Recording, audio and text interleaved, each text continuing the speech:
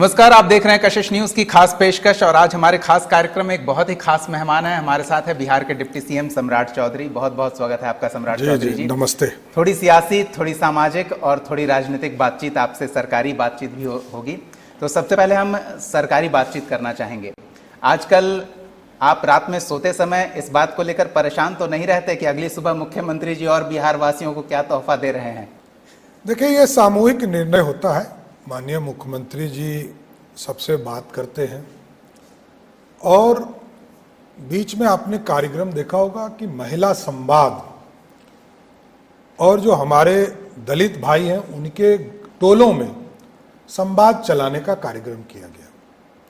और उसमें जो फीडबैक लौट कर आया वो लगातार आदरणीय मुख्यमंत्री जी सभी विभागों से समीक्षा करते हैं और वित्त की स्थिति को देखते हुए सहमति देते हैं। और तब जो है वो इस तरह की जानकारी जनता को समर्पित करते हैं कि हम एक नया काम करने वाले हैं। चाहे वो आपने देखा होगा वृद्धजन को पेंशन, विधवा पेंशन और जो हमारे दिव्यांग भाई हैं उनके लिए पेंशन। तो ये महिला संवाद में लोगों ने ये बताया था कि ये लोग निसहाय हैं, इनकी और चिंता करनी चाहिए सरकार को, क्योंकि लगभग 1,40,00,000 जीविका दीदी हैं और 1,70,00,000 महिलाओं से संवाद किया गया। तब इस तरह का फीडबैक आया।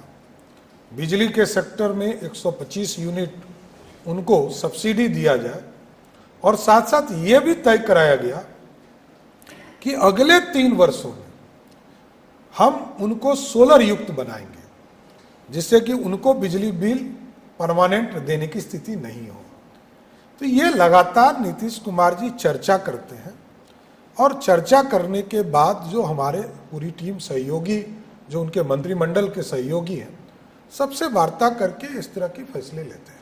आपसे विशेष रूप से पूछते होंगे सम्राट जी, बही खाता मैनेज हो जाएगा ना? नहीं, स्वाभाविक है। वित्त मंत्री की है, जो उन्होंने काम दिया और वित्त की स्थिति को बताना, उस पर चर्चा करना। और बिहार, क्योंकि ये बिहार वैसे दौर से आया है जब बिहार का बंटवारा बिहार और झारखंड हो रहा था तो मात्र 13% ही रेवेन्यू बिहार में था और 87% रेवेन्यू झारखंड चला गया। तो उस राज्य को आदरणीय नीतीश कुमार जी ने पूरी तरह सजाने का काम किया। तो स्वाभाविक है वो सब चीजों पर चिंता करते हैं। लेकिन सम्राट जी, ऐसा नहीं लगता कि रेवेन्यू के लिए आपने पर्याप्त विकल्प को तलाशा हो, उस पर काम किया हो? कुछ वैसा रेवेन्यू का सोर्स जो आपने बिहार के लिए जनरेट किया हो? देखिए, जब तक जीएसटी नहीं आया था तो एक्साइज एक माध्यम था जो नीतीश कुमार जी ने जब इतने कड़े फैसले लिए तो उस समय जीएसटी नहीं आया था। लेकिन तो भी नीतीश कुमार जी ने जनता की आवाज को और बहनों की आवाज को सुना और शराबबंदी किया। जबकि आज लगभग 15 से 20 हजार करोड़ का रेवेन्यू उस शराबबंदी से, शराब से आ सकता है। लेकिन नीतीश कुमार जी ने बड़ा फैसला लिया कि जनता की आकांक्षा क्या है, जनता क्या चाहती है, बहनें क्या चाहती है, महिलाएं बिहार की क्या चाहती है। तो जब ये फैसला लिया जाता है तो इन चीजों को देखा गया। दूसरा, रेवेन्यू जनरेट के लिए लगातार बिहार सरकार प्रयास करती रही। 2007-8 में इथेनॉल पॉलिसी बनाया। तत्कालीन केंद्र की सरकार जो कांग्रेस पार्टी की थी उसने नहीं दिया सहमति। लेकिन मोदी जी जब 2017 के बाद 14 के बाद प्रधानमंत्री बने और 14-17 में बिहार की सरकार ने वहाँ एप्लीकेशंस दिए तो उनको सहमति मिली और आज 17 इथेनॉल प्लांट हमारे काम शुरू कर दिए।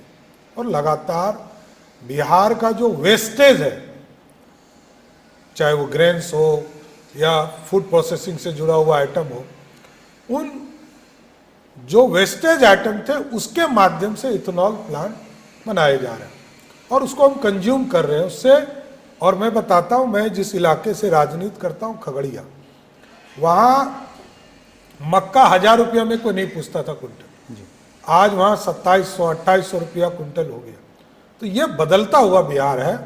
और आज मैं ये कह भी सकता हूं कि बिहार की आर्थिक आमदनी भी बढ़ रही है, क्योंकि मोदी जी ने जीएसटी जब लाया तो ये पूरा स्वरूप बदला। और जीएसटी आने के बाद एक एक व्यक्ति कह सकता है कि भारत के निर्माण में, प्रदेश के निर्माण में मेरा रोल है। पहले नहीं कर सकता, बड़े बड़े लोग ही देश चलाते थे, टाटा, अंबानी, अडानी। अब तो पूरा देश इस तरह की व्यवस्था कर रहा है। लेकिन समस्या ये है कि चुनाव का समय है और आरोप ये लग रहा है कि चुनाव के मद्देनजर ये घोषणाएं की गई है। यहाँ तक कहा जा रहा है कि चुनाव के बाद इन सब घोषणाओं पर, इन सब योजनाओं पर फिर से सोचा जाएगा। आप ये समझिए, बिहार में शिक्षा मित्र की बहाली हुई थी, राबड़ी देवी जी मुख्यमंत्री थी, 1500 रुपया मिलता था। आज नीतीश कुमार जी ने उनको परमानेंट भी किया और 40,000 से अधिक रुपये तनख्वाह भी मिल रहे। आज ही फिजिकल टीचर को 8,000 रुपया मिलता था, उसको बढ़ाकर 16,000 किया। रसोईया दीदी है, 1650 मिलते थे, उनको 3300 रुपये। तो ये सारी व्यवस्था को बदलने का काम नीतीश कुमार जी कर रहे हैं और लंबे समय से कर रहे हैं। ये मैं बार बार कह रहा हूं, जिस प्रदेश में 1 लाख लोगों की भी नौकरी, सरकारी नौकरी लालू जी के 15 साल में नहीं हुआ, नीतीश जी के 15 साल में 2005 से 2020 तक 7,40,000 लोगों की बहाली हुई और 2020 से 25 में अभी तक 11 लाख के आसपास सरकारी नौकरी हो गई और 34 लाख लोगों को रोजगार दे चुके। इसलिए नीतीश कुमार जी लगातार काम करने वाले नेता हैं और बिहार को आगे बढ़ाने वाले। लेकिन ऐसा प्रस्तुत किया जाता है कि ये तब हुआ जब आरजेडी के साथ नीतीश कुमार सरकार में थे और उसके बाद उन्होंने अपनी विचारों को नीतीश कुमार के समक्ष रखा और फिर उस पर काम शुरू हुआ। सरकार बदल गई लेकिन विचार वही हैं जिस पर अभी सरकार काम कर रही है। 2021 में जब शिक्षकों की बहाली टीआर के माध्यम से बीपीएससी से थ्रू करने का किया गया तो विजय चौधरी जी मंत्री थे और कैबिनेट में एनडीए की सरकार थी। तो क्रेडिट लेने के लिए कुछ भी लोग, जैसे काम तो कोई करता नहीं है, बिहार की जनता को भरोसा है कि नीतीश कुमार काम करेंगे, इसलिए नीतीश कुमार जी पर और एनडीए पे भरोसा है और देश मोदी जी बढ़ाएंगे, इसलिए मोदी नीतीश की जोड़ी को बिहार की जनता पसंद करती है। बिहार बीजेपी में कोई नहीं है। देखिए, हमारा स्पष्ट मानना है कि 2000 में भी नीतीश जी के पास 32 एमएलए थे और 70 विधायक भारतीय जनता पार्टी के पास थे। लेकिन नीतीश कुमार जी के विजन और डेवलपमेंट मॉडल को बिहार की जनता ने तय किया और भारतीय जनता पार्टी ने सपोर्ट किया। तो आज भी हम कर रहे हैं और कल भी करेंगे। सम्राट चौधरी किस भूमिका में अपने आप को देखते हैं? मैं तो भारतीय जनता पार्टी का वर्कर हूँ। भारतीय जनता पार्टी ने विरोधी दल का नेता का काम दिया तो वो किया, अध्यक्ष का काम दिया वो किया, अभी सरकार में उप मुख्यमंत्री बनाकर नीतीश जी के सहयोग के लिए निर्देशित किया, वो कर रहा हूँ। पार्टी जिस भी स्वरूप में काम देगी उसी काम को करूँगा। और सरकार में क्या भूमिका है? यही भूमिका बरकरार रहेगी या फिर नीतीश कुमार कुछ और अपनी भूमिका देखेंगे? कहाँ सूटेबल रहते हैं? देखिए, नीतीश कुमार जी विकास के लिए जाने जाते हैं और जहाँ तक सम्राट चौधरी का बात है तो ये भारतीय जनता पार्टी तय करेगी कि हम क्या करेंगे। ये तो स्पष्ट हो गया। और बात सियासी की है, कई गंभीर आरोप लग रहे हैं और अभी ताज़ा आरोप है जो एनडीए पर कभी कहीं किसी शासन व्यवस्था में नहीं लगा है, 70,000 करोड़ से अधिक के घोटाले का। ये लोग मजाक कर रहे हैं और इसलिए मैंने कहा मजाक कर रहे हैं। 70,000 करोड़ घोटाला नहीं है, हिसाब है।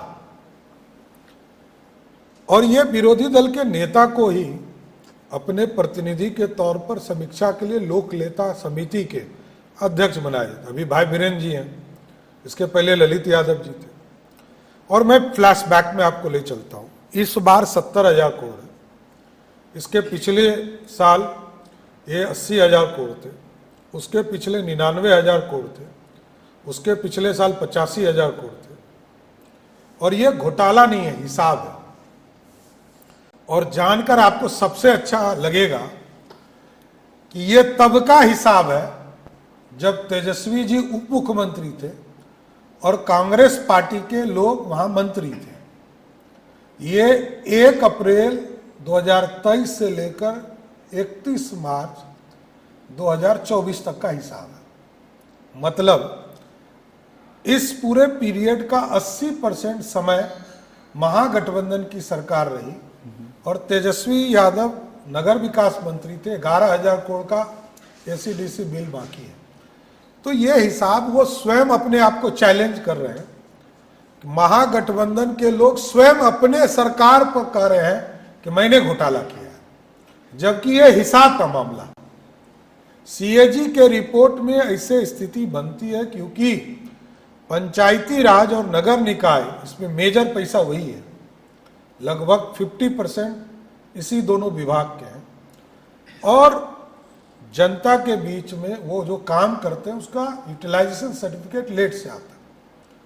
तो ये स्वयं ही अपने शासन को घोटाले की सरकार कर रहे हैं, ये मैं आपको बताना चाहता हूं। लेकिन बही खाता तो आप ही को देखना है ना सम्राट जी। जब उसमें कुछ चूक हुई तो आपने पहले कहा था कि फाइलें खुलेंगी, तो वो फाइलें क्यों नहीं खुल रही है? देखिए, मैंने ये कहा कि ये हिसाब है, नहीं मिलेगा तो कार्रवाई होगी। ये तो मुंह मिलाने का काम करना है, इसलिए हिसाब मिलना ही है, कोई दिक्कत नहीं है। और फाइलों का खुलने का, जिस पर भी आपराधिक मामले बनेंगे सब पे कार्रवाई होगी। नहीं, पिछली सरकार में कुछ गड़बड़ियां हुई थी, ये आरोप लगा था। आपने शपथ ग्रहण के बाद ताल ठोक दिया था कि फाइलें खुलेंगे। मैंने तो कहा ही है, गड़बड़ी मिलेगी तो कार्रवाई होगी। चलिए, तो गड़बड़ी मिलेगी तो कार्रवाई होगी, लेकिन वो आप पर आरोप इतने हैं, क्या आप उसे ठीक से डिफेंड नहीं कर पा रहे हैं? नहीं, कोई मामला ही नहीं है। आपको वित्त हमारे प्रधान सचिव ने डिटेल दे दिया सब। ये प्रत्येक साल की व्यवस्था है और ये मुंह मिलाने का काम है, एसीडीसी बिल लाने का काम है, और इसका समायोजन भी हम करेंगे। 1,15,000 करोड़ का था, जिसमें 50,000 करोड़ का एसीडीसी बिल मिल गया, और आगे जो मिलेंगे उसको ये जांच की प्रक्रिया हुआ। तो अब ये जो 70,000 करोड़ का जांच है, एक तरह से ये भी सूचना दे रहा हूं आपके माध्यम से जनता को, इसका जांच राष्ट्रीय जनता दल के ही लोग करेंगे। अच्छा, बता देता हूं, सीएजी के रिपोर्ट के आधार पर जो कमेटी बनाती है विधानसभा में, वो राष्ट्रीय जनता दल के ही वहां लोक लेखा समिति के अध्यक्ष है। इसलिए वही समीक्षा करके बताएं कि कहां चोरी है। चलिए, अच्छी बात है। एक चीज और, माफिया या तो मारे जाएंगे या बिहार छोड़कर जाएंगे, इस बयान को लेकर आप अपने आप को किस स्थिति में पा रहे हैं? देखिए, सभी माफिया, जिसने भी पारस हॉस्पिटल में गोली चलाया, उसको पताल से, बंगाल से पकड़ कर लाया गया, और जिस अपराधी ने गोपाल खेमका के आर्म्स को दिया, उसको भी पुलिस ने कार्रवाई किया, जवाबी कार्रवाई में इनकाउंटर हुआ, और जिस उमेश यादव ने हत्या किया उसको भी पकड़ के जेल में डाला गया, और जिसने कराया अशोक साव ने, उसको भी पकड़ के जेल में डाला। इसलिए आज नीतीश जी का शासन है। नीतीश जी के सुशासन में 72 से 100 घंटे में लोगों को गिरफ्तार किया जा रहा है और कार्रवाई किया जा रहा है। तेजस्वी की जान भी खतरे में है, राबड़ी जी बता रही थी। देखिए, जिस घर में लालू प्रसाद जी Z+ सुरक्षा में है, राबड़ी देवी जी Z+ की सुरक्षा में है, तेजस्वी जी Y+ सुरक्षा में है, मीसा भारती Y सुरक्षा में है, तेज प्रताप Y सुरक्षा में है। साजिश करता तो सरकार में है ना, ये उनका कहना है कि बीजेपी और जेडीयू वाले साजिश कर रहे हैं। जिसने पूरे बिहार को अराजकता फैलाया हो, जिसने पूरा गुंडागर्दी ही किया हो, जिसने दूसरे को डराया हो, और जिसने सीएम हाउस में बैठकर अपराधियों का तालमेल कराया हो, उसको किससे डर हो? उससे तो पूरा बिहार डर रहा है। जनता विनाश और विकास की लड़ाई देखती है। एक तरफ विनाशकारी लोग हैं और एक तरफ विकासकारी लोग हैं, जनता तय करेगी। आप उनके शासनकाल को इतना डार्क शेड में दिखा रहे हैं कि आप अगर कुछ नहीं भी किया हो तो काफी कुछ लगता दिखेगा। तो कंपटीशन किससे है? लालू खुद जी से कंपटीशन क्यों नहीं रखते? 15 साल का पुराना बैकग्राउंड, उनका भी 15 साल। वही तो मैं कह रहा हूं मैं कह रहा हूं कि डिफरेंस समझना पड़ेगा ना। बिहार में 1979 में 6 मेडिकल कॉलेज थे, 2008 तक एक मेडिकल कॉलेज नहीं खुले, 29 साल में। नीतीश जी ने उसको बढ़ाकर आज 34 मेडिकल कॉलेज कर दी, और आगे भी कल्पना है कि इसको और 8 अभी मेडिकल कॉलेज बढ़ाने हैं। जहां बिहार में 10 भी यूनिवर्सिटी नहीं था, आज 39 यूनिवर्सिटी हो गए। 2 जिले में इंजीनियरिंग कॉलेज था, आज 38 जिले में इंजीनियरिंग कॉलेज है। सभी जिले में पॉलिटेक्निक कॉलेज है। 101 अनुमंडल में नर्सिंग की पढ़ाई हो रही है। ITI बन गए, ITI के कॉलेज। ये विकास करने वाली सरकार है, और एक तरफ लूटने वाली सरकार, जिस सरकार को लोगों ने प्रूव किया, कोर्ट ने भी प्रूव किया कि ये लूटने वाले लोग थे। एक नेता आए हैं प्रशांत किशोर नई पार्टी लेकर, वो कह रहे हैं कि लालू यादव तो जो थे सो थे, अभी के जो लोग हैं वो बस प्रचार प्रसार पर सरकार चला रहे हैं, उन्होंने कुछ किया नहीं, रोजगार के साधन नहीं विकसित किए, हम जिले मोहल्ले प्रखंड तक में रोजगार की व्यवस्था कराएंगे। 1 साल में ये कैसे उनको पता चल गया? राजनीति लंबी होती है, 1 साल, 1.5 साल, 2 साल, तो बेचारे अभी आए हैं, इससे ज्यादा कोई रोल नहीं है। बिहार के राजनीति में समय देना पड़ता, जनता की समस्या को समझना पड़ेगा, जनता क्या चाहती है। सिर्फ फेसबुक और व्हाट्सएप से प्रदेश नहीं चलता। वो तो दौड़ रहे हैं ना, गली मोहल्ले में दौड़ रहे हैं। मैं क्या कह रहा हूं कि कितना दिन का पार्टी है, इसलिए सपना दिखाना तो आसान है, सपना को इंप्लीमेंट करना टफ है। और वो तो सरकार के पार्ट थे, इसका मतलब वो गलत कर रहे थे। वो तो नीतीश जी के पार्टी के उपाध्यक्ष थे ना। तो देखिए, आपने एक चीज कही तो एक और बात याद आ गई कि वो सरकार के पार्ट थे लेकिन गलत कर रहे थे। ये आरोप भी लग रहा है कि नीतीश कुमार की जानकारी के बगैर बहुत कुछ हो रहा है बिहार में। नहीं, नीतीश कुमार जी सचेत मुख्यमंत्री हैं। जो बोलता है ना अचेत, उनको मैं घोर आपत्ति है मेरी। कि आज भी नीतीश कुमार से ज्यादा एक्टिव पॉलिटिशियन नहीं है। आज देखिए, कोई जिला नहीं है जिस जिले में वो नहीं जाते, अपने से जाते हैं, फिजिकल देखते हैं, और जनता की संवाद से जो महत्वपूर्ण चीजें आती है उसको इम्प्लीमेंट करते हैं। इसलिए जो विरोधी है उसका काम ही है इस तरह के बयान को देना। चलिए, अब हम अंतिम दौर में आ गए तो कुछ सियासी लोगों के नाम लेंगे और उनके बारे में आपकी क्या राय है ये जानना चाहेंगे। नीतीश कुमार के बारे में आपने पर्याप्त जानकारी साझा की है। प्रशांत किशोर अभी नए नए आए हैं, नौसिखिया है, जनता के लिए काम करें, जनता के बीच जाए, इससे ज्यादा कुछ नहीं। अभी नौसिखिया। पुष्पम प्रिया भी एक नाम है जो पिछले बार काफी पॉपुलर हुई थी, इस बार भी फिर नहीं पता है, मैं जानकारी नहीं है। जीतन राम मांझी अनुभवी राजनेता, बिहार के मुख्यमंत्री रहे, वैसे मुख्यमंत्री रहे जो सभी पदों पर रहे, मतलब विधायक बने, उप मंत्री बने, राज्य मंत्री बने, कैबिनेट मिनिस्टर बने, तब मुख्यमंत्री। तो वो लंबा संघर्ष उनका है। चिराग पासवान चिराग जी 10-11 साल से लगातार बिहार की जनता के बीच में लगातार उनके बीच में जाते हैं। वो तो मेरे भी सांसद रहे हैं, लगातार उस इलाके में विकास किया। आज देश के लिए काम करने का मौका मिला है मोदी जी के नेतृत्व में, लगातार उस काम को आगे बढ़ा रहे हैं। बिहार के विधानसभा चुनाव को लेकर उनका जो रुख है उस पर नहीं, स्पष्ट है, एनडीए की सरकार, नीतीश कुमार का नेतृत्व, नीतीश कुमार के नेतृत्व में सरकार। क्रिटिसाइज करके भी नहीं, उन्होंने स्पष्ट कर दिया है कि कोई मामला ऐसा नहीं है।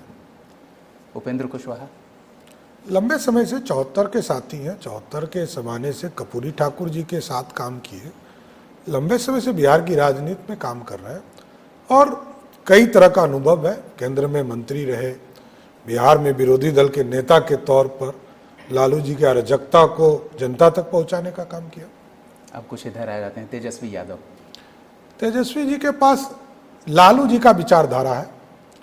लालू जी क्योंकि प्रतिनिधि बनाते हैं, अब नहीं बन सकते प्रतिनिधि, क्योंकि वो कोर्ट के द्वारा उनको कह दिया गया कि आप कुछ नहीं बन सकते, और राहुल गांधी जी ने उनका बिल भी फाड़ दिया।